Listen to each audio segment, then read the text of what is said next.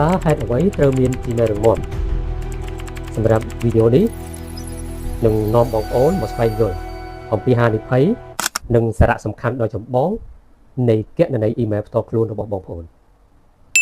ការបង្កើតគណនី Gmail ឲ្យមានសុវត្ថិភាពខ្ពស់និងរឹងមាំគឺជាកូនសោរចាក់នៅលើ platform របស់បងប្អូនសម្រាប់បងប្អូនដែលចង់ចាប់ផ្ដើមរកប្រាក់ចំណូលនៅលើវិស័យអនឡាញតួនាទីនិងគន្លឹះសំខាន់របស់គណនី Gmail គឺជាកូនសោរចម្បង Gmail គឺជាគណនីស្នូលដែលប្រើសម្រាប់ភ្ជាប់ទៅកាន់បណ្ដាញសង្គមសំខាន់ដូចជា Facebook Telegram TikTok YouTube Instagram និងកម្មវិធីធនាគារជាដើមហើយ Gmail ក៏ជាផ្នែកមួយរក្សាទុកនៅទិន្នន័យផ្ទាល់ខ្លួនរាល់រូបភាពឯកសារសំខាន់លេខទូរស័ព្ទរបស់មិត្តភ័ក្តិ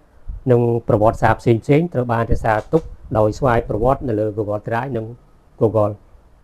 Cloud ហើយសម្រាប់ Gmail គឺការពារនៅហានិភ័យនៃការរងគ្រោះថ្នាក់ប្រសិនបើ Gmail របស់អ្នកត្រូវបានគេលួចឬក៏ hack នោះរាល់គណនីផ្សេងទៀតដែលភ្ជាប់ជាមួយវាក៏ប្រឈមនឹងការបាត់បង់និងខូចខាតទាំងស្រុងផងដែរបើបងប្អូនគិតថាវីដេអូមានប្រយោជន៍សូមចុច like follow ម្នាក់មួយវីដេអូបន្ទាប់គឺជាវីដេអូបង្កើត Gmail